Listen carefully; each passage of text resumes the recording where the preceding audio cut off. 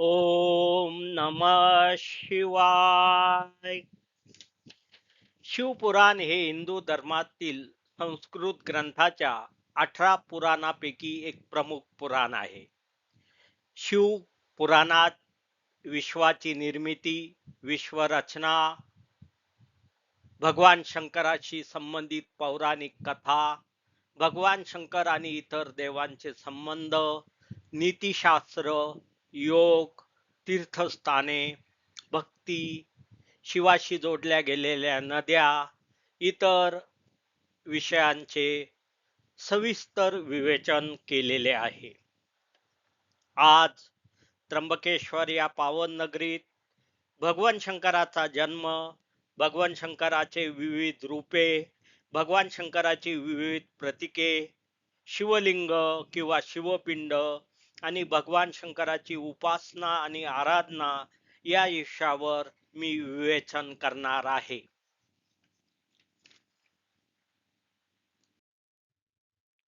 चार वेद, ऋग्वेद, यजुर्वेद, अथर्ववेद व सामवेद, 18 पुराणे ज्यामध्ये शिवपुराणाचाही समावेश आहे व 12 संहिता या हिंदू धर्मग्रंथामध्ये भगवान शंकरा विषयी विविध कथा नमूद केलेल्या आहे.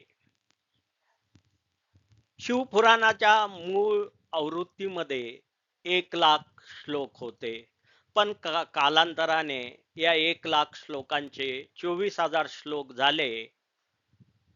आज आपण जे शिवपुराण पठण करतो, ऐकतो, त्यामध्ये 24,000 श्लोक आहे. व्यास ऋषींचा शिष्य रोमाहर्षाने हे 24,000 श्लोकांचे शिवपुराण लिहिलेले आहे. शिवाला महादेवी म्हटले जाते, भोलेनाथी म्हटले जाते. ब्रह्मा विष्णू यांचा समेश असलेल्या त्रिमूर्तीमध्ये शिवाला संवारक मानले जाते. शिव परंपरेनुसार भगवान शिव हे विश्वाची निर्मिती, संरक्षण आणि परिवर्तन करणाऱ्या सर्वोच्च जीवांपैकी एक मानले जातात.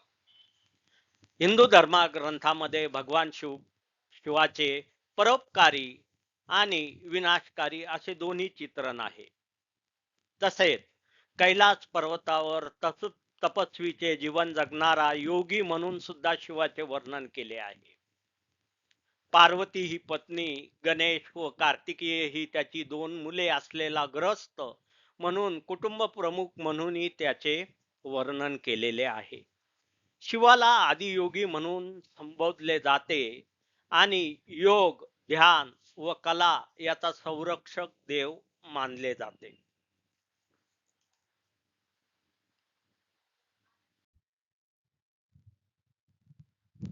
ओम नमः शिवाय.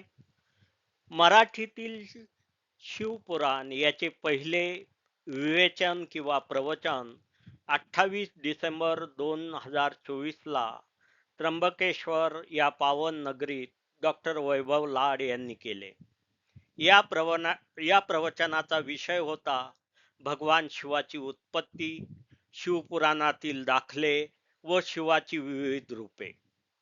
डॉक्टर वैभव लाड 2017 पासून एकनाथी भागवत, भगवद्गीता व शिवपुराण यांचा अभ्यास करीत आहे.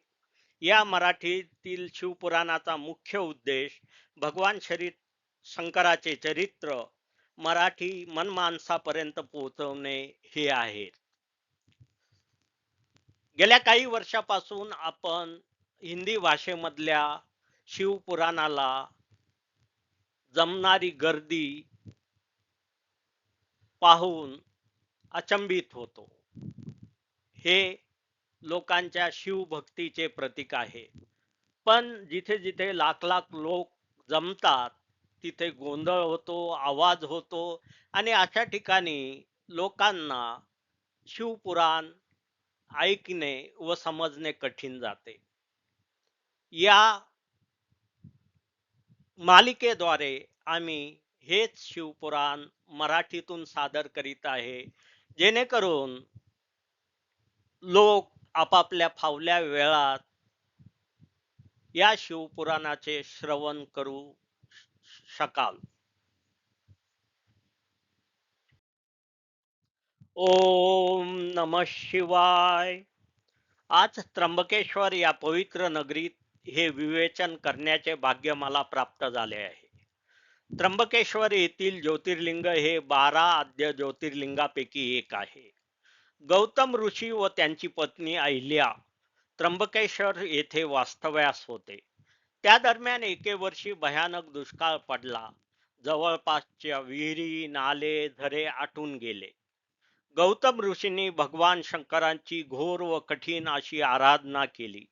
भगवान शंकर प्रकट झाले आणि त्यांना गौतम ऋषींची इच्छा जाणली. त्याचा परिणाम म्हणून भगवान शंकरांनी ब्रह्मगिरी पर्वतातून गोदावरी नदी निर्माण केली.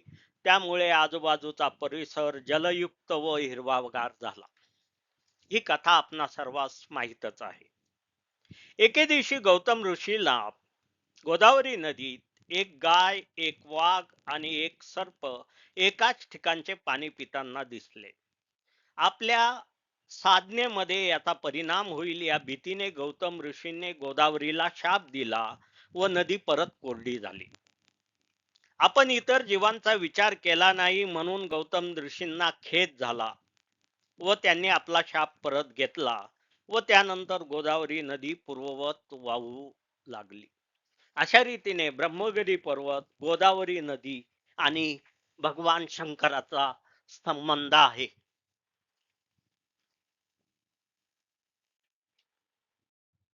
ओम नमः शिवाय. भगवान शंकराचे रूप हे तेजोमय व विलोभनीय आहे. भगवान शंकराच्या गळ्यातील नाग हा वासुकी आहे. वासुकीला समुद्र मंथनाच्या वेळेस अमृत मिळवण्यासाठी दोर म्हणून वापरले होते. त्यावर प्रसन्न होऊन भगवान शंकरांनी वासुकीला आपल्या गळ्यात स्नान दिले. भगवान शंकराच्या केश संभारात अर्धचंद्र आहे. चंद्राला एका शापापासून मुक्ती पाहिजे होती आणि ती मुक्ती फक्त भगवान शंकर देऊ शकत होते. म्हणून चंद्राच्या विनंतीनुसार भगवान शंकरांनी त्याला आपल्या केश संभारात स्थान दिले आणि चंद्राची शापमुक्ती झाली. गंगेला पृथ्वीवर आणण्यासाठी भगीरथाने शंकराची तपस्या केली व गंगा धरतीवर आणली. शंकराच्या जटामधून पवित्र गंगा नदीचा उगम झाला. भगवान शंकराचे शस्त्र त्रिशूळ आहे तर त्याचे वाहन नंदी आहे. या मागेही एक कथा पुराणात आहे. नंदी या ऋषीने घोर तपस्या केली. त्यावर भगवान शंकर प्रसन्न झाले व वर माग असे सांगितले. त्यावर नंदी ऋषीने आपल्याला तुमचा सहवास कायम लाभावा असा वर मागितला. तथास्तु म्हणत शंकराने ती विनंती मान्य केली. तेव्हापासून नंदी ऋषी नंदीच्या स्वरूपात शंकराचे वाहन बनला. कोणत्याही शिव मंदिरात सुरुवातीला नंदी असतो. भगवान शंकर वाघाच्या कातडीवर विराजमान आहेत. भगवान शंकर तप करताना एका वनात गेले होते. त्या वनात अनेक ऋषींचे आश्रम होते. भगवान शंकराच्या वनात फिरण्यामुळे ऋषी आणि त्यांच्या भार्या यांच्या ध्यान धारण्यात लक्ष उडाले. भगवान शंकरांना धडा शिकवण्यासाठी तेथील ऋषींनी वनात एक मोठा खड्डा केला व त्यामध्ये एक वाघ ठेवला. नेहमीप्रमाणे भगवान शंकर जंगलात फिरत असताना त्या खड्ड्यात पडले. वाघाने त्यांच्यावर हल्ला केला. बचावासाठी शंकरांनी वाघ मारला. तेव्हापासून वाघाची कातडी शरीरावर गुंडाळण्यासाठी व आसन म्हणून भगवान शंकर वापरतात. शंकराचे पवित्र वाद्य म्हणजे डमरू. याला काही लोक ढोल असेही म्हणतात. डमरू आणि ढोल शंकराच्या विविध उत्सवांच्या वेळी वाजवले जाते. याशिवाय भगवान शंकराच्या कपाळाच्या मध्ये त्रिनेत्र आहे. यालाच तिसरा डोळा असे म्हणतात. पृथ्वीवर व सृष्टीवर जेव्हा पाप जास्त होते, राक्षसी वृत्ती वाढता, त्यावेळेला भगवान शंकर आपला तिसरा डोळा उघडता व त्या पाप वृत्तींचा विनाश करतात. भगवान शंकराला विश्वनाथ, महादेव, महेश्वर, शंकर, शंभू, रुद्र, निळकंठ, त्रिलोकीनाथ, हरदेवेंद्र, घृष्णेश्वर अशा अनेक नावांनी पुराणात वर्णिले गेलेले आहे. ओम नमः शिवाय. भारताला 4 वेद, 6 शास्त्र व 18 पुराणांची थोर परंपरा आहे. अनेक लोक मला विचारता या सर्वांचा उपयोग काय. मी त्यांना एक सरळ प्रश्न विचारतो. जर विज्ञान एवढे प्रगत झाले तरी ते निसर्गापुढे का झुकते? विज्ञान भूकंप थांबवू शकत नाही, दुष्काळ आणि अतिवृष्टी थांबवू शकत नाही, जन्म मृत्यू थांबवू शकत नाही. सूर्य व चंद्र दररोज उगवतात आणि मावळतात. कधी एखाद्या दिवशी असे झाले की सूर्य उगवला नाही आणि चंद्र उगवला नाही? हे का करते? या मागे एक अदृश्य शक्ती आहे.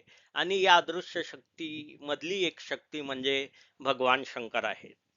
विज्ञान नेहमीच बाहेरचे प्रश्न सोडवते.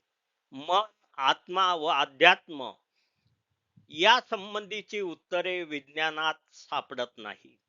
शिवपुराणातील कथा आपल्याला मन, आत्मा व अध्यात्म शिकवतात. शिवपुराण सांगते की जीव शिव एक आहे, म्हणजे जीवा शिवाची जोडी आहे. मनाची शांती आणि समाधान यासाठी भगवान शंकराची पूजा, जप, आरती जरुरी आहे. देव देवळात नाही, देव देव्हारात नाही, तर देव हृदयात आहे. म्हणून प्रत्येक मनुष्यात भगवान शंकर वसलेला आहे. ओम नमः शिवाय. आता आपण भगवान शंकराच्या जन्माविषयीच्या पुराणातील कथा ऐकूया. सत्ययुग, त्रेतायुग, द्वापरायुग आणि कलियुग अशी 4 युगे आपल्या धर्मग्रंथात सांगितले आहे. आणि प्रत्येक युग हे 24,000 वर्षांचे आहे. सत्य किंवा कल्पयुगाच्या अखेरीस म्हणजे जवळजवळ 4,32,000 वर्षापूर्वी जग हे फक्त एक पाण्याची चादर होती. ब्रह्मदेवाने यावेळी विष्णूंना शेष नागावर योग निद्रा करताना बघितले. ब्रह्मदेव जवळ गेले व त्यांनी भगवान विष्णूंना हलवले आणि विचारले, तुम्ही कोण? त्यावर विष्णू म्हणाले, ते जगाचे पालनहार आहे आणि जग चालवतात. ब्रह्मदेवाला याचा राग आला व त्याचे रूपांतर भगवान विष्णू आणि ब्रह्मदेवाच्या उग्र भांडणात झाले. हे भांडण चालू असतानाच अचानक एक तेजस्वी स्तंभ व ज्योतिर्लिंग प्रकट झाले.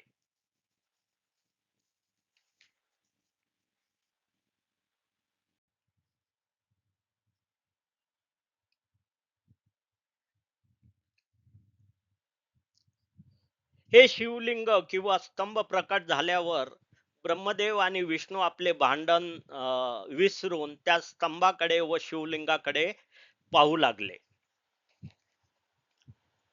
त्या प्रकट झालेल्या स्तंभाला किंवा शिवलिंगाला सुरुवाती नव्हती, मध्यही नव्हता किंवा अंतही नव्हता. ब्रह्मदेव व विष्णू क्षणभर आपले भांडण विसरले व त्यांनी या स्तंभाची परीक्षा घेण्याचे ठरवले. ब्रह्मदेवाने हंसाचे रूप धारण केले व स्तंभाच्या वरच्या भागाकडे निघाले. विष्णूने रानडुकराचे रूप घेतले व ते स्तंभाच्या किंवा शिवलिंगाचा शेवट शोधण्यास निघाले. ब्रह्मदेव विष्णूने 1000 वर्ष प्रवास केला, पण स्तंभाच्या किंवा शिवलिंगाची सुरुवात, मध्य व शेवट त्यांना सापडला नाही. त्यामुळे दोघेही मूळ जागी परत आले. त्यावेळी त्यांना स्तंभातून ओम असा मोठा आवाज ऐकू आला व स्तंभ किंवा लिंगावर ओम अक्षर दिसू लागले. त्यातून शिव भगवान प्रकट झाले. भगवान शिवांनी त्यांना सांगितले की त्या दोघांचा निर्माता स्वतः भगवान शंकर आहे. भगवान विष्णूने कबूल केले की त्यांना स्तंभाचा अंत सापडला नाही. ब्रह्मदेव मात्र खोटे बोलला आणि त्यांनी शंकराला सांगितले की मी स्तंभाचा किंवा लिंगाचा वरचा भाग पाहिला आणि साक्ष म्हणून केतकीच्या फुलांची साक्ष घेतली. भगवान विष्णूने मात्र शिवाचे बोलणे ऐकून ब्रह्म व शिवाची मनोभावे पूजा केली. त्यामुळे भगवान शंकर भगवान विष्णूवर प्रसन्न झाले व आपल्या इतकाच दर्जा भगवान विष्णूंना दिला. पण ब्रह्मदेवाचे खोटे बोलणे मात्र त्यांना आवडले नाही. ओम नमः शिवाय. ब्रह्मदेव खोटे बोलत आहे हे पाहून भगवान शंकर नाराज झाले. भगवान शंकरांनी आपल्या पापणीतील 2 केस ओढले आणि त्यापासून काळ भैरवाची निर्मिती केली. खोटे बोलल्याबद्दल या काळ भैरवाने ब्रह्मदेवाच्या 5 डोक्यांपैकी एक डोके कापले. हे पाहून विष्णूला दया आली आणि त्यांनी भगवान शंकराला ब्रह्मदेवाला क्षमा करण्याची याचना केली. भगवान शंकरांनी विष्णूची विनंती मान्य केली, परंतु शिक्षा म्हणून ब्रह्मदेवाच्या पूजेवर बंदी घातली. म्हणूनच हिंदू धर्मामध्ये ब्रह्मदेवाच्या पूजेची पद्धत नाही. केतकीच्या फुलांनी खोटी साक्ष दिली म्हणून भगवान शंकरांनी केतकीच्या फुलांना त्यांच्या उपासनेतून कायमचेच वगळले. केतकीचे फुले इतर देवांना चालतात, पण भगवान शंकरांना चालत नाही. भगवान विष्णूच्या सत्यवचनावर प्रसन्न होऊन भगवान शंकरांनी त्यांनी त्यांच्या इतकाच दर्जा दिला. राजस्थान मधील पुष्कर मध्ये एक ब्रह्माचे मंदिर आहे, पण त्याची पूजा फक्त वर्षातून 5 वेळा होते. याशिवाय तुम्हाला ब्रह्मदेवाचे मंदिर भारतात कुठेही आढळणार नाही. ओम नमः शिवाय. वैष्णव पंथामध्ये व शिव पंथामध्ये वेगवेगळे प्रतीके वापरले जातात आणि या प्रतीकांना खूप महत्व आहे. भगवान विष्णूच्या नाभीमध्ये कमळ आहे. त्या कमळावर ब्रह्म विराजमान आहे. शिवपुराणात भगवान शंकर आणि भगवान विष्णूंना ब्रह्मदेवापेक्षा मोठे स्थान दिले गेलेले आहे. भगवान शिव म्हणतात, त्यांचा जन्म कृष्ण विवर व आकाश गंगेच्या स्फोटातून झाला आहे. या जन्माच्या वेळी जो ध्वनी प्रगट झाला तो ध्वनी म्हणजेच ओम.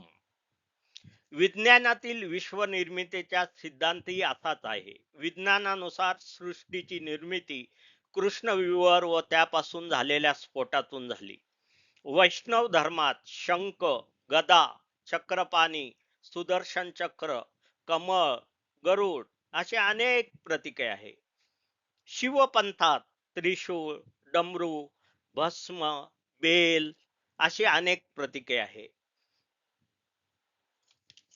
या प्रतीकांचा उपयोग पूजा अर्चना करताना होतो किंवा उत्सव साजरा करताना होतो. ओम नमः शिवाय. मागच्या भागात आपण भगवान शंकराचा जन्म कृष्ण विवर व आकाश गंगेच्या स्फोटातून झाला असे बघितले. भगवान शंकर हे काळ, वेळ आणि अस्तित्वहीन आहेत. भगवान शंकराचा जन्म कृष्णविवर व त्यातून निघालेल्या लहरीपासून झाला आहे. बऱ्याच ग्रंथामध्ये भगवान शंकराचा जन्म तांडव नृत्याशी जोडला गेला आहे. हे तांडव नृत्य म्हणजे सृष्टी आणि विज्ञान दर्शवते, सृष्टी आणि विनाश दर्शवते, सृष्टी आणि नाश दर्शवते. हिंदू धर्मातील अजून एक संकल्पना म्हणजे त्रिमूर्ती. त्रिमूर्ती म्हणजे ब्रह्मा, विष्णू आणि महेश. ब्रह्मदेव सृष्टीची निर्मिती करतो, विष्णू सृष्टीचे जतन करतो आणि शिव सृष्टीचा ज्या वेळेला पाप आणि अधर्म जास्त होतो त्या वेळेला विनाश करतो किंवा संहार करतो. निर्मिती, जतन व विनाश हे चक्र युगानुयुगे चालू आहे आणि ते या त्रिमूर्ती ब्रह्मा, विष्णू, महेश यांच्याशी संबंधित आहे. जेव्हा अधर्मांचा कळस होतो, राक्षसी वृत्ती वाढतात, नैतिकता नष्ट होते, त्यावेळी भगवान शंकर आपल्या तिसऱ्या नेत्रातून सृष्टीचा विनाश करतो. त्यानंतर ब्रह्मा परत नवीन सृष्टी निर्माण करतो, तर विष्णू या नवीन सृष्टीचे जतन आणि पालन करतो. ही त्रिमूर्ती जगाचा समतोल राखते, विश्वाची व्यवस्था बघते आणि निसर्ग, जीवजंतू, मानव यांच्यात समन्वय साधते. ओम नमः शिवाय. शिव जन्माची कृष्ण विवरापासून उत्पत्ती हे आपण आधीच्या भागात बघितले. पुराणामध्ये भगवान शंकराच्या जन्माची अजून एक कथा सांगितली आहे. सर्व देवांची आई आदिती, तिला जगन्माता असेही म्हणते, आणि ऋषी कश्यप यांच्या मिलनातून अनेक देव देवता, ग्रह, चंद्र, तारे यांचा जन्म झाला. त्यापैकी एक देव म्हणजे भगवान शंकर. अशा रीतीने भगवान शंकराचा जन्म पृथ्वी व ब्रह्मांड यांच्या मिलनातून झाला असे पुराणात सांगितले जाते. आदिती मातेपासून जन्मलेले भगवान शंकर तारकासूर राक्षसाचा वध करता व विश्वातील राक्षसी प्रवृत्तीला संपवतात. या अर्थाने भगवान शंकर रक्षक, कर्तव्यपरायण, त्याग व धर्मरक्षक ठरतात. भगवान शंकराच्या जन्माशी वेदांमध्ये आढळणारी गोष्ट म्हणजे रुद्र. वेदांमध्ये रुद्राच्या 11 अवतारातून भगवान शंकराचा जन्म झाला असे सांगितलेले आहे. भगवान शंकराच्या जन्माशी या 3 प्रमुख कथा आपल्याला पुराणामध्ये आढळतात. पहिली कथा म्हणजे कृष्ण विवरातून जन्म, दुसरी कथा म्हणजे माता आदिती आणि कश्यप यांच्यापासून जन्म, आणि तिसरा म्हणजे 11 रुद्रांपासून जन्म. या तिन्ही कथा आपल्याला वेगवेगळ्या पुराणात आढळतात. शिवजन्माची कथा कोणतीही खरी असो, पण एक निश्चित आहे की शिव ही एक आदिशक्ती आहे जी जगाला नियंत्रित करते.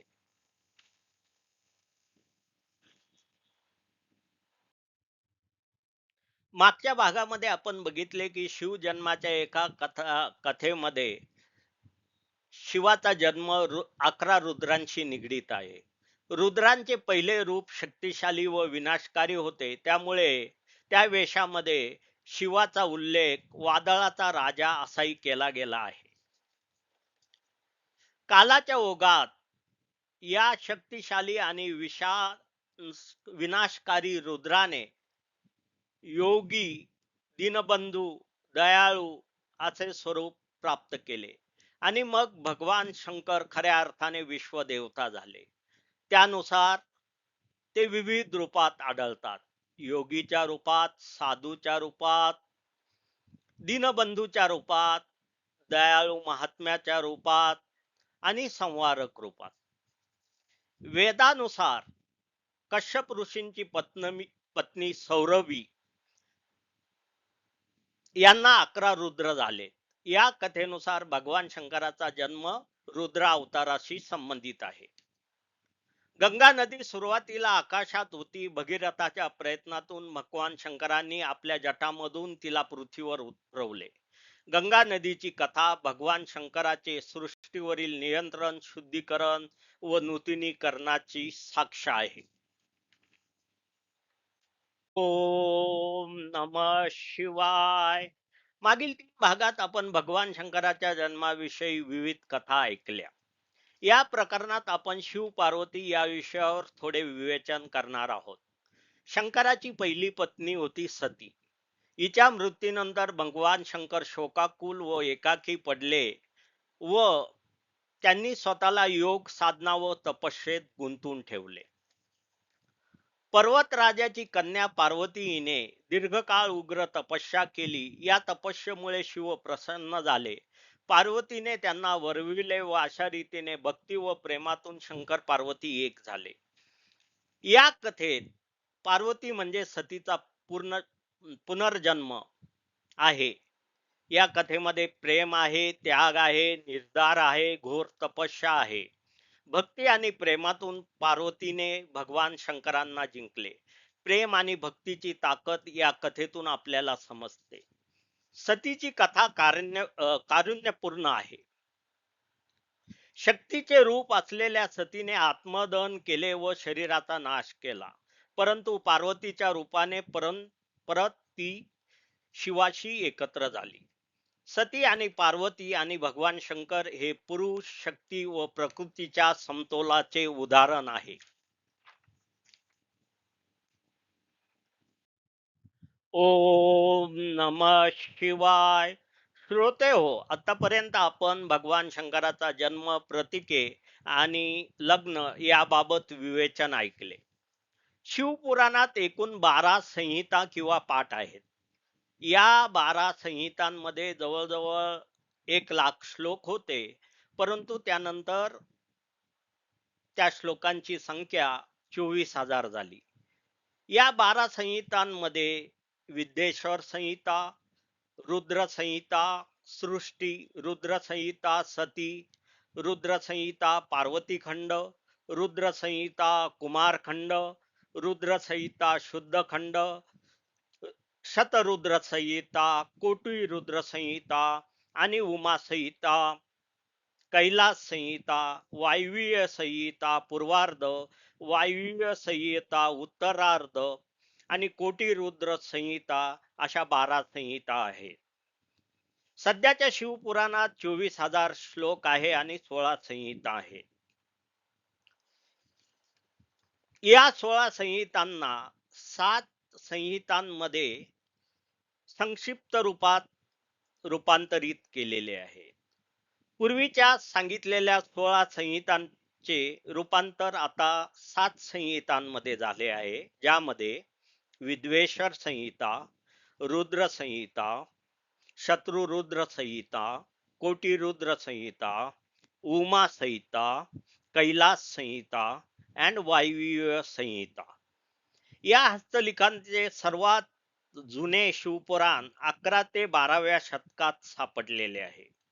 या 7 संहितामध्ये भगवान शंकराच्या उत्पत्तीपासून अवतारापर्यंतच्या अनेक कथा ऐकायला मिळतात. ओम नमः शिवाय.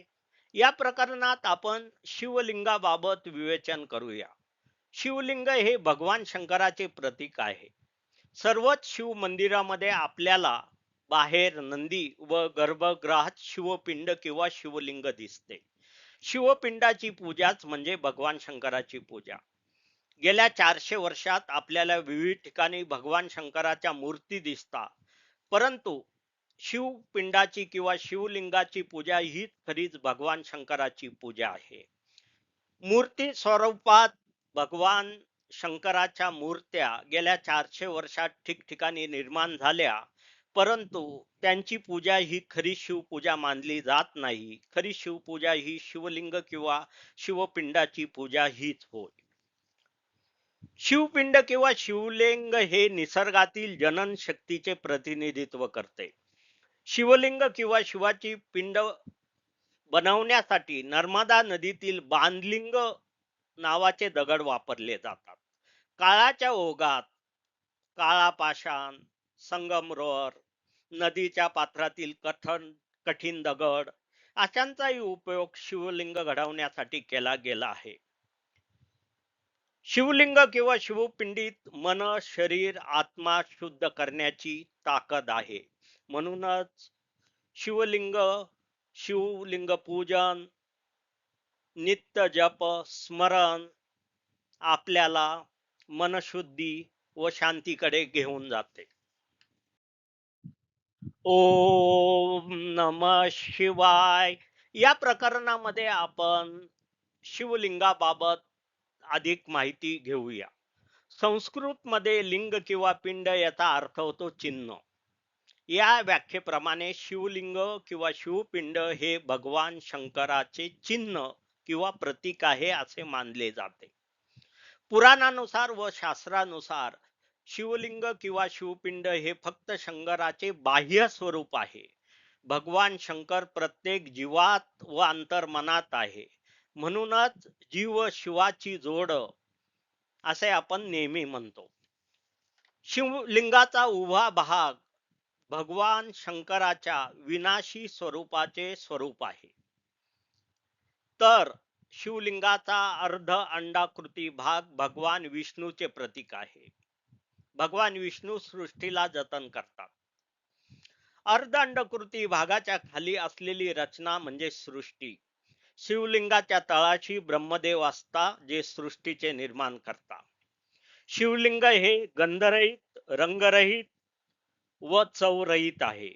शिवलिंग हे निसर्ग पुरुष, निसर्गातील स्त्री पुरुष शक्तीचा संयोग आणि त्यांचा सृष्टीवर पडणारा प्रभाव दर्शवते. ओम नमः शिवाय. मागच्या प्रकरणामध्ये आपण शिवलिंगाची किंवा शिवपिंडीची रचना समजून घेतली. शिवलिंगाचे 3 भाग असतात, त्यांना पीठे असे म्हटले जाते. सर्वात खालच्या पीठाला ब्रह्मपीठ म्हणतात, मधल्या भागाला विष्णुपीठ म्हणतात आणि सर्वात वरच्या खांबासारख्या भागाला शिवपीठ म्हणतात. सर्वात खालचे पीठ म्हणजे ब्रह्मपीठ, जे सृष्टीचे निर्माण करण्याशी संबंधित आहे. मधले पीठ म्हणजे विष्णू पीठ, जे सृष्टीचे जतन करते व पालन करते. व सर्वात वरचे खांबासारखे दिसणारे शिवपीठ, जे सृष्टीचा वेळोवेळी विनाश करते. काही ग्रंथानुसार शिवलिंग किंवा शिवपिंड हे मानवीय जनन इंद्रियाचे प्रतीक आहे, परंतु हे सत्य नाही. शिवलिंग किंवा शिवपिंड तीन पीठांचे प्रतिनिधित्व करते: ब्रह्मपीठ, विष्णुपीठ आणि शिवपीठ. हे तीन पीठ सृष्टीची निर्मिती, जतन, पालन पोषण आणि विनाश यांच्याशी संबंधित आहे. शिवलिंग किंवा शिवपिंडीच्या आकाराबाबत कोणतीही माहिती धर्मग्रंथात सापडत नाही. त्यामुळे शिवलिंग, शिवपिंड विविध आकारात, उंचीत, रुंदीत आढळतात. शिवलिंगाच्या बाहेरील बाजूस भगवान शंकराचे वाहन नंदी याची प्रतिमा आढळते.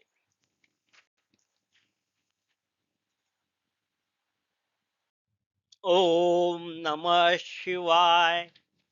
या प्रकरणात आपण भारतातील 12 आद्य ज्योतिर्लिंगाची माहिती घेऊया. या 12 ज्योतिर्लिंगाशिवाय 5 पंचभूत लिंग भारतात आहेत. भारतातल्या 12 ज्योतिर्लिंगामध्ये केदारनाथ, काशी विश्वनाथ, सोमनाथ, बैजनाथ, रामेश्वर, घृष्णेश्वर, भीमाशंकर, महाकाल, मल्लिकार्जुन, ओंकारेश्वर, नागेश्वर आणि त्र्यंबकेश्वर अशी 12 ज्योतिर्लिंगे आहेत. याशिवाय 5 पंचभूतलिंगे आहेत. एक आंध्र प्रदेशातील कालहस्तेश्वर येथे आहे, त्याला कालहस्तेश्वर लिंग म्हणतात. एक तामिळनाडू मधील त्रिची या ठिकाणी आहे, त्याला जांबुकेश्वर म्हणतात. एक अन्नामलई पर्वतात तामिळनाडूत आहे, त्याला अरुणाचलेश्वर म्हणतात. एक कांजीवरम तामिळनाडू मध्ये आहे, त्याला एकंबरेश्वर म्हणतात. आणि एक तामिळनाडू चिदंबरम येथे आहे, त्याला नटराज म्हणतात. म्हणजेच कालहस्तेश्वर, जांबुकेश्वर, अरुणाचलेश्वर, एकंबरेश्वर, नटराज ही 5 पंचभूत लिंगे आहेत. या 5 पंचभूत लिंगाचा संबंध पंचतत्वांशी आहे. पंचतत्व म्हणजे काय? आकाश, पृथ्वी, जल, वायू आणि अग्नी. आपले शरीर हे या पंचतत्वापासून बनलेले असते आणि आपण आपल्या देहाचा जेव्हा त्याग करतो तेव्हा ते परत या पंचतत्वात विलीन होते. तशा अर्थाने तुम्ही बघितले तर भगवान हा शब्द सुद्धा या पंचतत्वांशी जोडला गेलेला आहे. भगवान मधला भ म्हणजे भूमी, भूमी म्हणजे पृथ्वी, ग ग म्हणजे गगन, गगन म्हणजे आकाश, व म्हणजे वायू, अ म्हणजे अग्नी आणि न म्हणजे नीर किंवा जल किंवा पाणी. अशा रीतीने भगवान या शब्दात सुद्धा पंचतत्व आढळतात. भारतातील हे 12 ज्योतिर्लिंग आणि पंचमहाभूत लिंग अतिशय प्रसिद्ध आहे आणि दरवर्षी शिवरात्र, महाशिवरात्र, कार्तिक पौर्णिमेला या ठिकाणी मोठ्या प्रमाणात शिव उत्सव साजरा केला जातो. ओम नमः शिवाय. या प्रकरणामध्ये आपण भगवान शंकराची विशेषणे आणि विविध रूपांची चर्चा करणार आहोत. भगवान शंकराच्या प्रमुख विशेषणामध्ये शंभू म्हणजे सौम्य, सांब म्हणजे भोळा, शंकर म्हणजे उपकार करता, महेश म्हणजे महाईश, महादेव म्हणजे देवांचा देव, उमापती म्हणजे पार्वतीचा पती, अर्धनारी नटेश्वर म्हणजे नटराज, महायोगी म्हणजे महान योगी, स्मशान राखवी म्हणजे स्मशानात संचार करणारा, अशी अनेक विशेषणे पुराणात व शास्त्रात दिलेली आहे. याप्रमाणे शिवाची विविध रूपे आहेत आणि सर्वात महत्वाचे रूप म्हणजे शंकर, पार्वती, गणेश आणि कार्तिकेय. हे रूप भगवान शंकराला कुटुंब प्रमुख म्हणून दाखवते. संसारात राहूनही परमार्थ साधता येतो, हे या कुटुंब प्रमुखाच्या भूमिकेतून भगवान शंकर मानवाला संदेश देतात. शिवाचे दुसरे रूप म्हणजे फक्त भगवान शंकर, जटा, चंद्रकोर, गंगा, त्रिशूळ, डमरू आणि नंदी. तिसरे रूप म्हणजे भगवान शंकराचे योगी आणि तपस्वीचे रूप. त्यानंतर येते भगवान शंकराचे चौथे रूप, ज्यामध्ये भगवान शंकर वाघाचे कातडे शरीरावर पांघरून रणावनात हिंडतो. या रूपाला त्याचे साधुरूप म्हटले गेलेले आहे. पाचवे रूप म्हणजे शिवाचे तांडव नृत्य. या तांडव नृत्याच्या वेळी त्रिशूल आणि डमरू वाजवून शिव भयंकर असे तांडव नृत्य करतो आणि राक्षस आणि पापाचा नाश करतो. पुराणामध्ये अजून एक रूप सांगितले गेलेले आहे, ते म्हणजे अर्धनारी नटेश्वर, म्हणजे अर्धा पुरुष आणि अर्धा स्त्री. यानुसार पुराण असा संदेश देते की पुरुष आणि स्त्री समान आहेत आणि दोघांमधल्या शक्ती सारख्याच आहेत. नेपाळमध्ये आढळणारे भगवान शंकराचे दुसरे रूप म्हणजे पशुपालक, त्यालाच पशुपतीनाथ म्हणतात. यामध्ये ते गुरेढोरे चारणारे असे योगी म्हणून आढळतात. अशा रूपाने भगवान शंकराची अनेक रूपे पुराणामध्ये वर्णिली गेलेली आहेत. ओम नमः शिवाय. या प्रकरणात आपण पार्वती मातेबद्दल थोडी माहिती घेऊया. भगवान शंकराची पहिली पत्नी सती हिने आत्मदहन केले. सती ही दक्ष राजाची कन्या होती. राजा दक्षाने एक मोठा अश्वमेध यज्ञ आयोजला होता. या यज्ञात दक्ष राजाने सर्व देवदेवतांना व ऋषींना बोलवले होते, परंतु शंकर व सतीला निमंत्रण नव्हते. परंतु वडिलांनी मांडलेला यज्ञ आहे म्हणून सती शंकरांना तेथे घेऊन गेली. या यज्ञात दक्ष राजाने भगवान शंकराचा पदोपदी अपमान केला. त्यामुळे क्रोध येऊन सतीने स्वतःला यज्ञाच्या अग्नीत झोकून दिले. संतप्त झालेल्या भगवान शंकरांनी तांडव नृत्य करून यज्ञाचा विध्वंस केला. हीच सती पुनर्जन्मानंतर पर्वतराज हिमालयाची कन्या पार्वती म्हणून जन्माला आली. आपल्या जप आणि तपस्येद्वारे व प्रेमाद्वारे शंकरांना जिंकून घेतली व त्यांची अर्धांगिनी झाली. पार्वतीला उमा, सती, दुर्गा, गौरी, अंबिका, काली अशा विविध रूपांनी ओळखले जाते. भगवान शंकराचे दोन पुत्र गणेश आणि स्कंद. स्कंदाला कार्तिकेयन असेही दक्षिण भारतात म्हटले जाते. भगवान गणेशाच्या जन्माची कथा आपल्या सर्वांना ठाऊक आहे. दुसरा पुत्र कार्तिकेयाचा जन्म भगवान शंकराच्या बीजापासून झाला आणि त्याला 6 डोकी होती म्हणून त्याला स्कंद म्हणतात. पार्वतीला शक्ती देवता मानले गेलेले आहे. पार्वतीला विविध रूपांमध्ये कधी 2 हात, कधी 4 हात, कधी 8 ते कधी 10 हात दाखवले आहेत.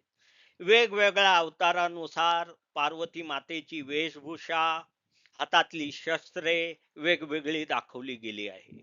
पार्वती ही जगाची माता आहे किंवा जगन्माता आहे आणि म्हणून भगवान शंकराबरोबर शक्तीची किंवा पार्वतीची पूजा हे एक पूजनीय कर्तव्य आहे.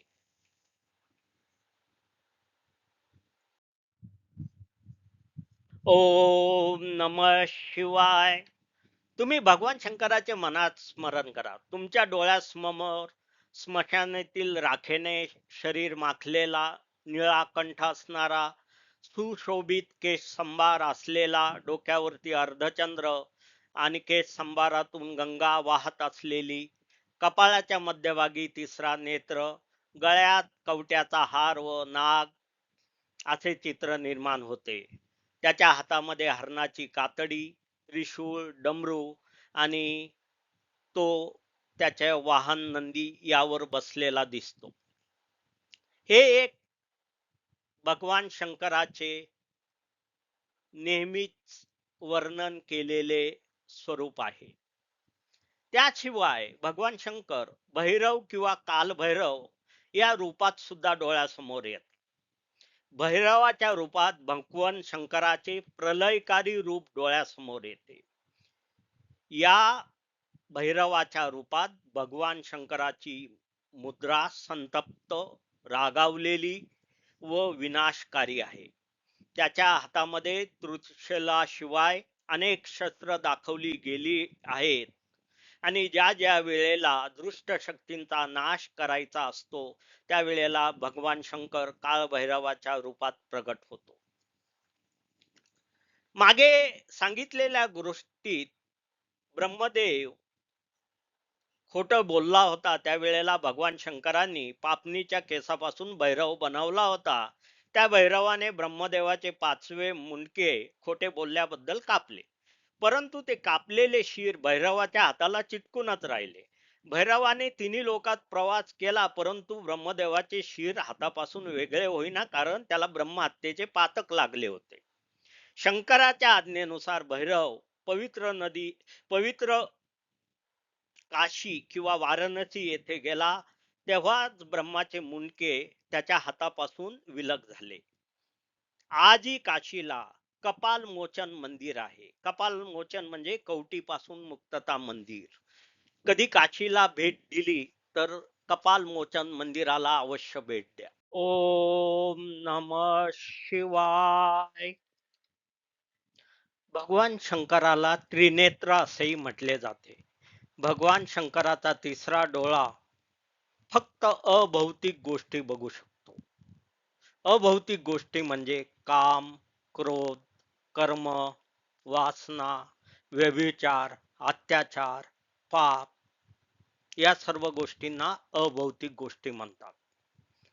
भगवान शंकर आपल्या तिसऱ्या डोळ्याने अशा अभौतिक गोष्टी बघतात आणि त्यावर आपली प्रतिक्रिया देतात. जेव्हा कामदेवाने बाण मारून शिवाची तपश्चर्या भंग केली, त्यावेळेला शंकराने आपला तिसरा नेत्र उघडला आणि त्यातून निघालेल्या ज्वाळांमध्ये कामदेव भस्म झाला. भगवान शंकर जेव्हा जेव्हा आपला तिसरा नेत्र उघडतो त्यावेळेला त्यातून निघणाऱ्या शक्ती व ज्वाळा यामध्ये काम, क्रोध, मोह, मत्सर, पाप, राक्षसी वृत्ती, अत्याचार, वासना यांचा नाश होतो. भगवान शंकराला चंद्रशेखर असेही म्हणतात. समुद्र मंथनावेळी अमृत आणि विष निघाले. भयानक विष पाहून सर्व देव आणि राक्षस पळू लागले व भयभीत झाले. त्यावेळेला भगवान शंकरांनी ते विष गिळले. पार्वतीने ते विष शंकराच्या सर्व शक्तीत पसरू नये म्हणून शंकराच्या गळ्याशी एक पाश टाकला. तेव्हापासून शंकराचा कंठ निळा झाला, त्यामुळे शंकराला निळकंठ असे म्हटले जाते. विषाच्या परिमाणामुळे भगवान शंकराच्या गळ्याचा व शरीराचा दाह होऊ लागला. ती आग किंवा दाह कमी करण्यासाठी पार्वतीने चंद्राला विनंती केली. त्यानुसार चंद्र शंकराच्या केस संभारात येऊन बसला. चंद्राच्या शीतलतेमुळे किंवा थंडपणामुळे विषाची दाहकता कमी झाली. ओम नमः शिवाय. या प्रकरणामध्ये आपण 3 प्रतीके राख, शंकराचे विणलेले केस आणि निळा कंठ याबाबत अधिक माहिती विवेचन करणार आहोत. भगवान शंकर आपल्या शरीराला स्मशानातील राख का लावतात, हा प्रश्न कधी आपल्याला पडला आहे? मृत्यूनंतर आत्मा मुक्त होतो व मृत शरीर पंचतत्वात विलीन होते. उरलेली राख म्हणजे पंचतत्व. पंचतत्व शुद्ध व वासना विरहित असते. म्हणूनच भगवान शंकर आपल्या शरीराला स्मशानातली राख किंवा पंचतंत्र लावतात. याविषयी आणखी एक दुसरी कथा पुराणात मिळते. भगवान शंकराची पहिली पत्नी सतीने यज्ञात उडी घेतल्याने शंकराने सतीच्या जळालेल्या शरीराला घेऊन त्रिलोकाचा प्रवास केला. शंकराची ही अवस्था पाहून भगवान विष्णूंनी सतीच्या देहाला स्पर्श केला आणि त्यापासून सतीच्या देहाची राख झाली. सती सतत आपल्या सोबत राहावी म्हणून शंकरांनी ती सतीची राख किंवा ते भस्म आपल्या शरीराला लावून घेतले. भगवान शंकराच्या वेशभूषेचा एक अद्भुत भाग म्हणजे त्याची विशिष्ट केश रचना. लांबसडक जटा व्यवस्थित मांडून सुसौंदर असा केशसंभार भगवान शंकरांनी केलेला आहे.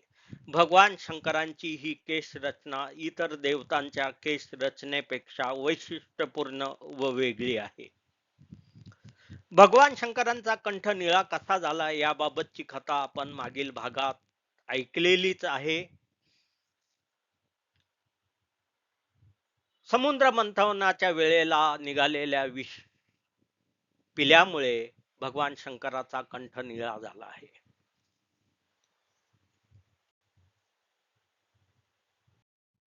ओम नमः शिवाय.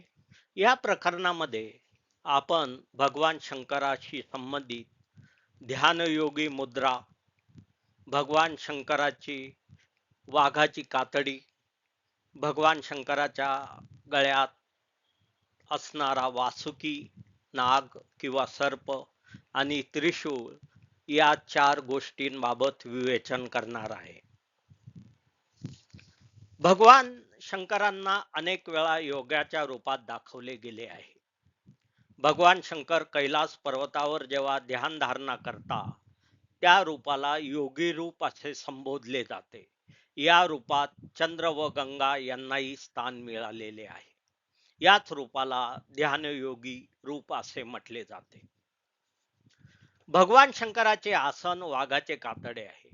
वाघाचे कातडे हे शक्ती व ऊर्जेचे प्रतीक आहे. वाघाचे कातडे वापरण्यामागची कथा आपण पूर्वीच्या भागात ऐकलेली आहे. भगवान शंकराच्या गळ्यात दाखवलेला सर्प किंवा नाग म्हणजे वासुकी. वासुकी हा सर्पांचा दुसरा राजा होता. सर्पांचा पहिला राजा म्हणजे शेषनाग. त्या शेषनागावर विष्णू बसतात. समुद्र मंथनाच्या वेळेला वासुकीचा उपयोग दोरी म्हणून करण्यात आला आणि त्यातून अमृत आणि विष निघाले. वासुकीच्या या कार्यावर प्रसन्न होऊन भगवान शंकराने वासुकीला आपल्या गळ्यात स्थान दिले. तेव्हापासून शंकराच्या गळ्यात वासुकी रूपी सर्प किंवा साप दाखवला जातो. शंकराच्या हातातील त्रिशूळ हे निर्माता, रक्षक आणि संहारक याचे प्रतीक आहे. त्रिशूळाचे 3 पाती सत्व, रज व तमस या समतोलाचे प्रदर्शन करते. ओम नमः शिवाय. या प्रकरणात आपण भगवान शंकराशी संबंधित डमरू किंवा ढोल आणि कैलास पर्वत आणि काशी किंवा वाराणसी या 3 गोष्टींचे विवेचन करणार आहोत. भगवान शंकराच्या हातातील डमरू किंवा ढोल यांचे धार्मिक महत्व आहे. भगवान शंकर जेव्हा डमरू वाजवतात त्यावेळेला त्यातून नाद ब्रह्माचा आवाज येतो. हा आवाज ज्यातून निघणाऱ्या ध्वनीने विश्व निर्माण झाले आहे. डमरूतून निघणाऱ्या नाद ब्रह्म आवाजातून सृष्टीची निर्मिती होते. म्हणूनच भगवान शंकराला आदिनाद ब्रह्म असे म्हटले जाते. हे डमरू आणि ढोल शिवरात्र, महाशिवरात्र, कार्तिकी पौर्णिमा आणि इतर शिवाच्या उत्सवामध्ये वाजवण्याची प्रथा अनेक शतकांपासून हिंदू धर्मामध्ये चालत आलेली आहे. दक्षिण भारतात भगवान शंकराला हातात परशु म्हणजे कुऱ्हाड व हरणाचे कातडे पांघरलेले दर्शवले जाते. परशु किंवा कुऱ्हाड हे भगवान शंकराचे संहारक अस्त्र दाखवले गेले आहे. काही ग्रंथात भगवान शंकर हरिणाच्या कातडीचे वस्त्रे परिधान करता. वाघ आणि हरिण यांचे परिधान म्हणजे शक्ती आणि शांतता यांचे मिलन याचे प्रतीक आहे. भगवान शंकराच्या हातातील जपमाळ ही रुद्राक्षांनी बनलेली असते. या जपमाळेचा उपयोग भगवान शंकर ध्यान व धारणेच्या वेळी करतात. कैलास पर्वत हे भगवान शंकराचे निवासस्थान आहे. कैलास पर्वतावर भगवान शंकर नित्य जप आणि आराधना करता आणि म्हणूनच कैलास पर्वत हा विश्वाचा केंद्रबिंदू आहे. भगवान शंकराचे जे सेवक आहेत त्यांना गण म्हणतात. काही जण त्यांना भूतगण किंवा भूत यजमान असेही म्हणतात.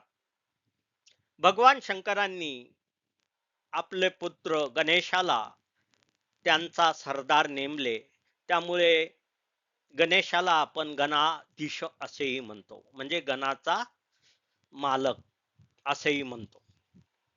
यानंतर येते ते वाराणसी किंवा काशी हे शहर. काशी हे शहर लाखो वर्षापासून एक पवित्र स्थान मानले जाते आणि मोक्ष प्राप्तीसाठी आणि तपस्येसाठी एक पवित्र स्थळ म्हणून प्रसिद्ध आहे. ओम नमः शिवाय. शिवपुराणानुसार जिथे शिव आहे तिथे शक्ती आहे. शक्तीशिवाय शिव हा ज्ञानाचा प्रतीक आहे. शक्ती व ज्ञानाचा संगम म्हणजे भगवान शंकर किंवा भगवान शिव. ज्ञान आणि शक्ती एक दुसऱ्याशिवाय राहू शकत नाही असा संदेश शिवपुराणातून दिला गेला आहे. बराच वेळ लोक स्त्रीची किंवा स्त्री तत्वाची तुलना शक्तीशी करतात. काही लोक पुरुष तत्वाला शक्ती पुरुष म्हणून ओळखतात. शिवपुराणानुसार शक्ती व ज्ञान एकच आहे.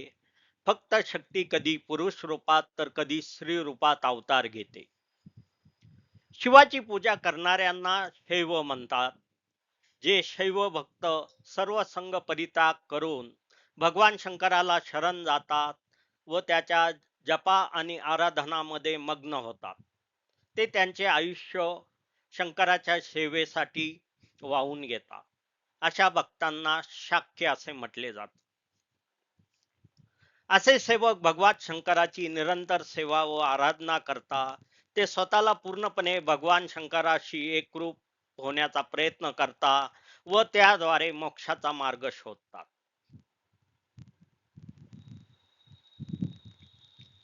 सर्व साधकांना सर्व स्त्रियांमध्ये एकाच दैवी मातेचे म्हणजे आदी मातेचे किंवा पार्वतीचे अस्तित्व जाणवते.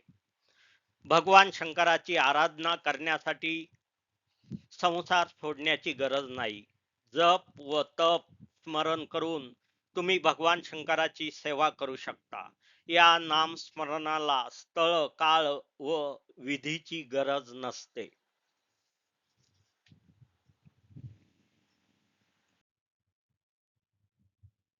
ओम नमः शिवाय. मागच्या भागात आपण दोन प्रकारचे शिवभक्त बघितले. शाक्य जे स्वतःला पूर्णपणे भगवान शंकराच्या सेवा व आराधनेत मग्न करून घेतात.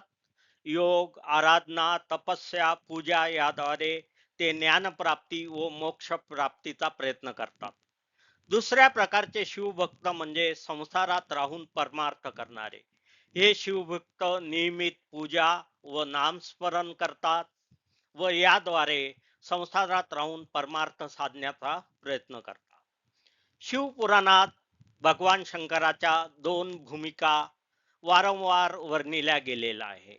पहिली भूमिका म्हणजे कुटुंब प्रमुख किंवा गृहस्थ म्हणून. कुटुंब प्रमुख म्हणून भगवान शंकर, पार्वती व त्यांचे दोन पुत्र गणेश आणि कार्तिकेय ही एक वेळोवेळी आढळणारी कुटुंब प्रमुख म्हणून प्रतिमा शिवपुराणात आहे. दुसरी प्रतिमा म्हणजे ध्यानयोगी किंवा योगी, तप साधना तपस्या करणारा म्हणून शिवपुराणानुसार भगवान शंकराला योगी, महायोगी असे संबोधले गेलेले आहे. तुम्ही गृहस्थ आश्रमामध्ये राहूनही भगवान शंकराची सेवा करू शकता. त्यासाठी ग्रह त्याग करण्याची गरज नाही. ज्यांना पूर्ण काळ भगवान शंकराच्या सेवेला वाहून घ्यायचे आहे ते योगी किंवा संन्यास घेऊ शकतात.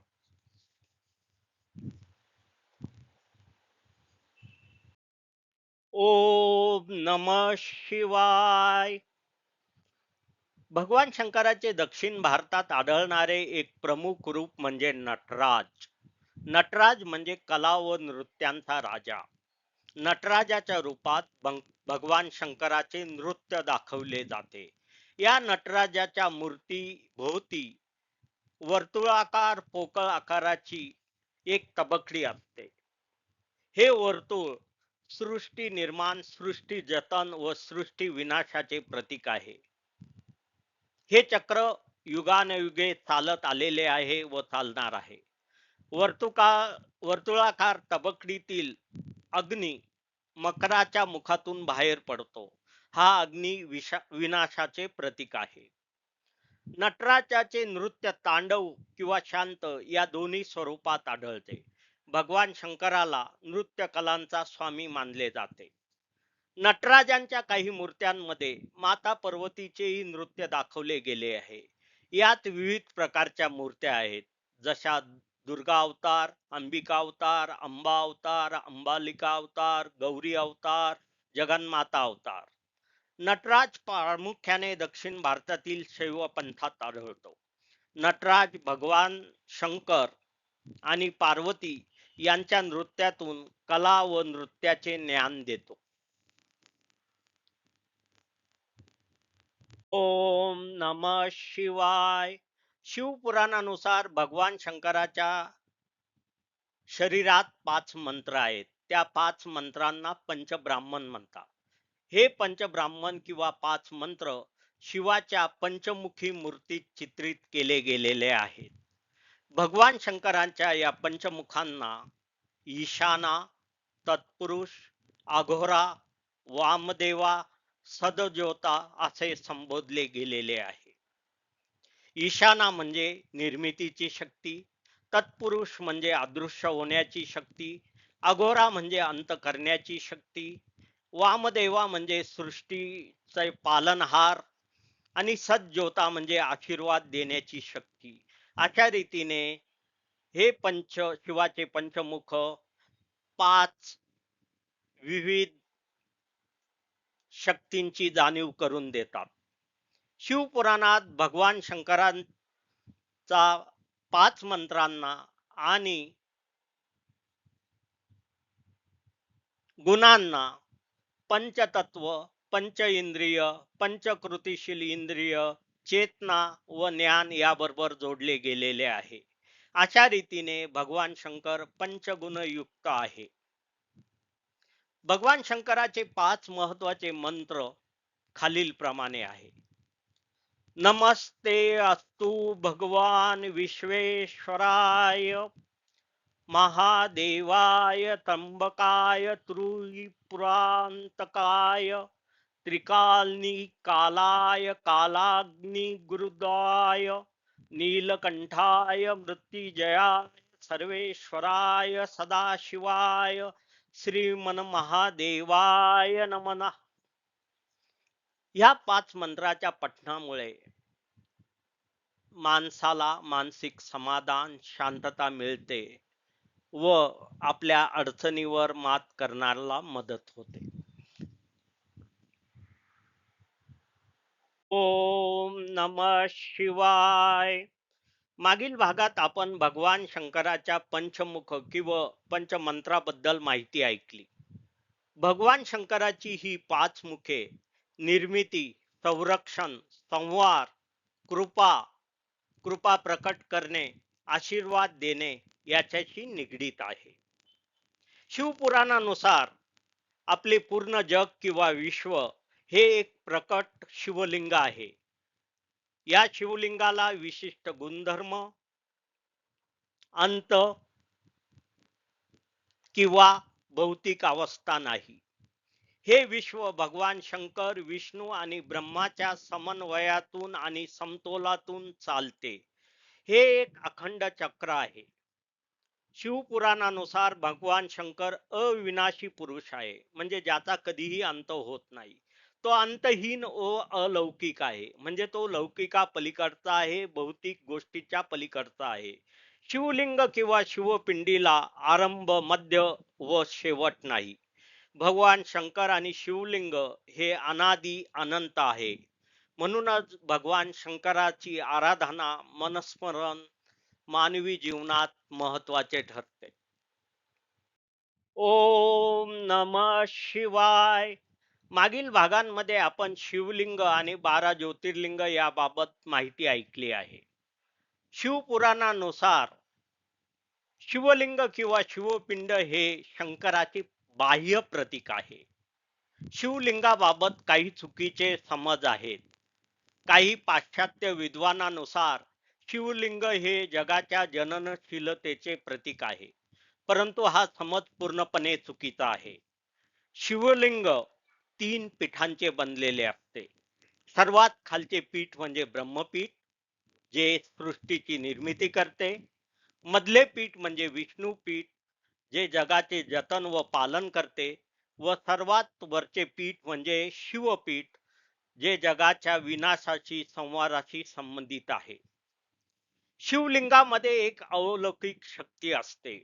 शिवलिंगेच्या पूजेत मन, अंतर्मन यांची शुद्धी होऊन मनुष्यात शांती व समाधान मिळते. वेदांमध्ये सुद्धा शिवलिंगाला अनादी, अंतहीन व शाश्वत असे वर्णिले गेलेले आहे. शिवलिंग हे शक्ती, ज्ञान, सर्जनशीलता व शाश्वततेचे प्रतीक आहे. म्हणूनच अशा अलौकिक शिवलिंगाची दररोज पूजा पाठ करणे मानवाचे कर्तव्य आहे. ओम नमः शिवाय. शिवरात्र म्हणजे काय? कधी आपण याचा विचार केला आहे? शिवरात्रीच्या दिवशी भगवान शंकर आणि माता पार्वती यांच्या रूपात शक्तीचा संगम होतो. भगवान शंकराची शक्ती आणि माता पार्वतीची ऊर्जा एकत्र येतात, म्हणून शिवरात्र हा एक पवित्र आणि ऊर्जेने आणि शक्तीने भरलेला दिवस हिंदू धर्मात मानला जातो. प्रत्येक चंद्र महिन्यात 13व्या किंवा 14व्या दिवशी शिवरात्र असते. वसंत ऋतूच्या आगमनापूर्वी म्हणजे साधारणतः फेब्रुवारी मार्च महिन्यामध्ये महाशिवरात्र येते. शिवरात्र किंवा महाशिवरात्रीच्या दिवशी पुरुष व स्त्री शक्ती एक होते, म्हणूनच हा दिवस शक्तियुक्त व पवित्र मानला गेलेला आहे. उपवास धरणे, अभिषेक करणे, जप व नामस्मरण करणे, पूजा करणे अशा विविध रीतीने शिवरात्र व महाशिवरात्र साजरी केले जाते. शिवरात्र किंवा महाशिवरात्र आपल्याला अंधार, अज्ञान, पाप दूर करून मानसिक शांती व समाधान प्राप्त करून देते. शिवरात्र व महाशिवरात्र हे शक्ती व ज्ञान यांचा, पाप, अहंकार, अंधार, अज्ञान यावर विजयाची आठवण करून देते. ओम नमः शिवाय. मागील भागात आपण शिवरात्र आणि महाशिवरात्र या भगवान शंकराशी संबंधित उत्सवांची माहिती पाहिली. भगवान शंकरांचा आणखी एक महत्वाचा उत्सव म्हणजे कार्तिक पौर्णिमा. हा उत्सव भारतात, मुख्यतः दक्षिण भारतात, तामिळनाडूत साजरा केला जातो. भगवान शंकरांनी त्रिपुरासुर राक्षसाचा वध करून जगाची त्रिपुरासुराच्या त्रासातून मुक्तता केली. त्याची आठवण म्हणून हा त्रिपुरा पौर्णिमेचा उत्सव साजरा केला जातो.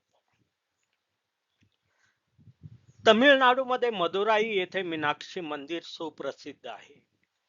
विष्णूने आपली बहीण मीनाक्षी म्हणजे पार्वतीला शिवाशी लग्न लावून दिले होते. त्याची आठवण म्हणून मदुराई येथे कार्तिक पौर्णिमेला मोठा उत्सव होतो. वैष्णवपंथीय लोक आणि शैवपंथीय लोक या दोन्ही पंथाचे हिंदू या मदुराईच्या उत्सवात सामील होतात. याशिवाय उत्तर भारतात आणि ईशान्य भारतात तीज नावाचा सण साजरा होतो. तो भगवान शंकराशी संबंधित आहे.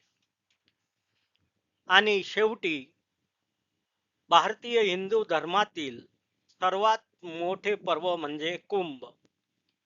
दर 3 वर्षांनी येणारा कुंभ व दर 12 वर्षांनी येणारा महाकुंभ यामध्ये शैवपंथीय भाग घेतात. नुकताच प्रयागराज येथे महाकुंभ पार पडला. कुंभामध्ये पहिले स्नान करण्याचा मान नागा साधू किंवा शिवपंथाचे साधू यांना असतात. यावरून भगवान शंकराचे महत्व लक्षात येते. ओम नमः शिवाय. भगवान शंकराच्या नामस्मरण करण्यासाठी मराठीत एक सोपा मंत्र आहे. शक्य असेल आणि वेळ असेल त्यावेळेला शिवपुराणातील मराठीतला हा मंत्र आपण जप करायला पाहिजे. हा मंत्र म्हणण्यास 2 ते 3 मिनिटापेक्षा जास्त वेळ लागत नाही. पण हा मंत्र वाचल्यानंतर आपण सक्षम आणि सामर्थ्यवान अनुभवाल. मराठीतील हा मंत्र असा आहे. कैलास राणा शिवचंद्र मोळी फणींद्र माथा मुकटी जळाळी कारुण्य सिंधू भव दुःख हारी तुझविन शंभो मजको न तारी. याचा अर्थ असा आहे. कैलास पर्वतावर बसलेला व चंद्र धारण केलेला, माथ्यामधून गंगा आणि गळ्यात नाग असलेल्या, कारुण्य व दयेने पूर्णपणे भरणारा आणि संसारातील दुःख नाश करणाऱ्या शंभो मी तुला शरण येत आहे. या मंत्राचे दुसरे कडवे आहे. रविंदू दावानल पूर्ण भाळी स्वनेत्र नेत्री तिमिरो गजाळी ब्रह्मांड दिशा मदनांतकारी तुझवनी शंभो मजको न तारी.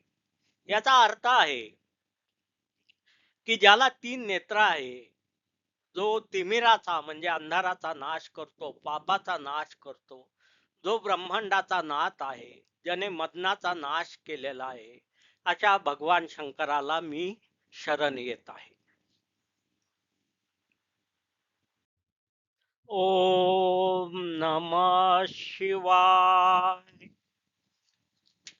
मागच्या भागात सांगितलेल्या मराठी मंत्राशिवाय 5 संस्कृत मंत्र आहे जे म्हणायला सोपे आहे. भगवान शंकराची जप व स्मरण करण्यासाठी हे खालील 5 संस्कृतातील मंत्र आपण म्हणू शकतो. ओम शिवाय नमः. ओम सर्वात्मने नमः. ओम त्रिनेत्राय नमः. ओम हराय नमः.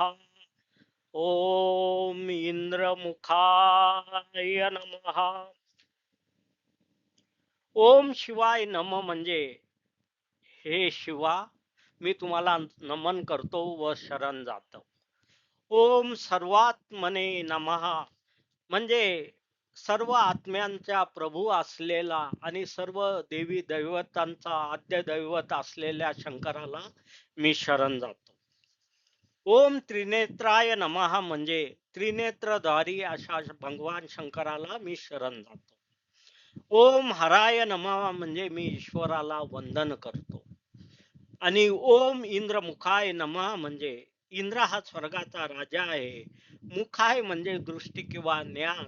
अशा इंद्राचा राजा जो भगवान शंकराचा भक्त आहे आणि शंकराच्या ठायी असलेल्या शक्ती आणि ज्ञानाला मी नमन करतो. सकाळी कर्मकांड केल्यानंतर शिव मंत्राचा जप करावा. ओम नमः शिवाय. मागील दोन भागात आपण मराठीत आणि संस्कृतातील काही मंत्र पाहिजे. काही लोकांना हे मंत्र पाठांतर करण्यास अवघड जातात. त्यासाठी सगळ्यात सोपा मंत्र म्हणजे 5 वेळा ओम नमः शिवाय म्हणायचे. ओम नमः शिवाय. ओम नमः शिवाय. ओम नमः शिवाय. ओम नमः शिवाय. ओम नमः शिवाय.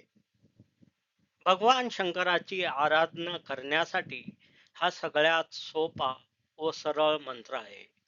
तुम्ही घरात असाल, शेतात असाल, बाजारात जात असाल किंवा रिकामे बसून असाल, या मंत्राचा 5 वेळा जप करा. हा नाम जप तुम्हाला आंतरिक शांती देईल, शांतता निर्माण करेल आणि तुम्हाला भेडसावणाऱ्या संकटाचे निवारण करण्यास मदत करेल. ओम नमः शिवाय. बऱ्याच वेळेला लोक मला विचारतात की शिवाचे नाम स्मरण कुठे करावे, कसे करावे व कोणत्या वेळी करावे.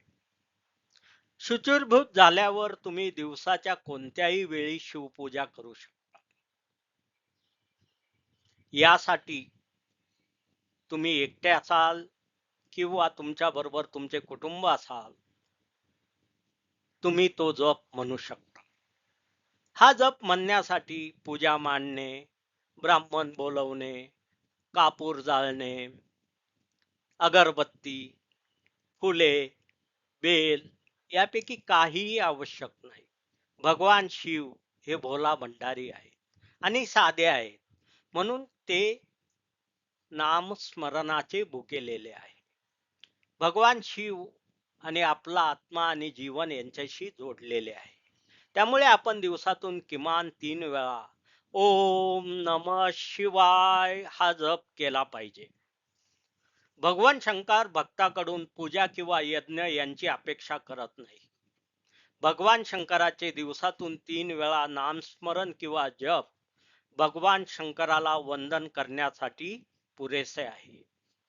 भगवान शंकर भक्तीचा भुकेला आहे. ओम नमः शिवाय. एप्रिल 2025 ते एप्रिल 2026 पर्यंत प्रत्येक 15 दिवसांनी तुम्हाला शिवपुराणातील कथा ऐकवण्याचा आमचा हेतू आहे. त्यासाठी आम्ही पुढचे 48 शिवपुराणाचे भाग तयार करीत आहोत. आमचा उद्देश मराठीतील शिवपुराण महाराष्ट्रातील जास्तीत जास्त ग्रामीण व शहरी लोकांपर्यंत पोहोचवणे हा आहे. त्यासाठी तुमचे सहकार्य मोलाचे ठरणार आहे. तुम्ही या शिवपुराण मालिकेची लिंक तुमच्या कमीत कमी 10 ते 15 लोकांना पाठवा, ज्याद्वारे आम्हाला जास्तीत जास्त महाराष्ट्रीयन लोकांपर्यंत हे मराठीतील शिवपुराण पोहोचवता येईल. ओम नमः शिवाय. आपल्याला पाठवलेल्या लिंकवर क्लिक करा आणि त्यानंतर तुम्ही यूट्यूब चॅनेलवर जाल. यूट्यूब चॅनेलवर तुम्ही क्लिक केल्यावर तुम्ही शिवपुराण मराठीत ऐकू शकता किंवा वाचू शकता. महाराष्ट्रातील 50,000 घरापर्यंत पोहोचण्याचा आमचा प्रयत्न आहे.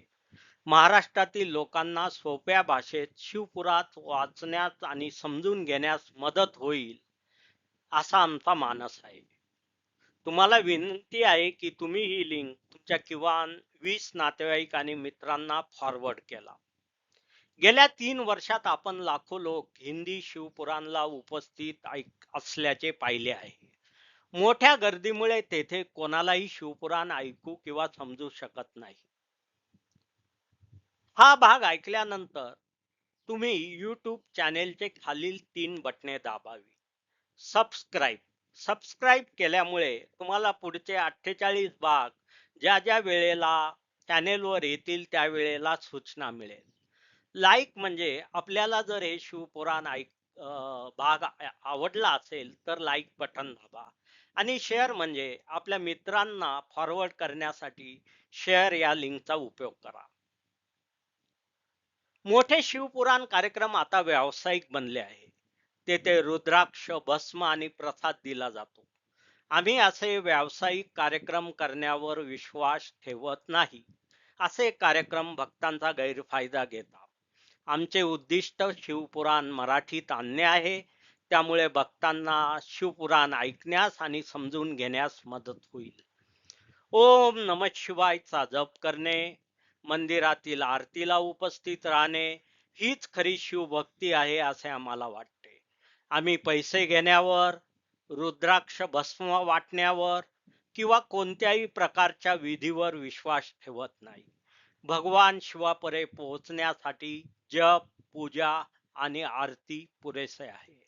परत एकदा आपल्या सहकार्याची अपेक्षा करतो आणि जास्तीत जास्त लोकांना ही लिंक फॉरवर्ड करण्याची विनंती करतो.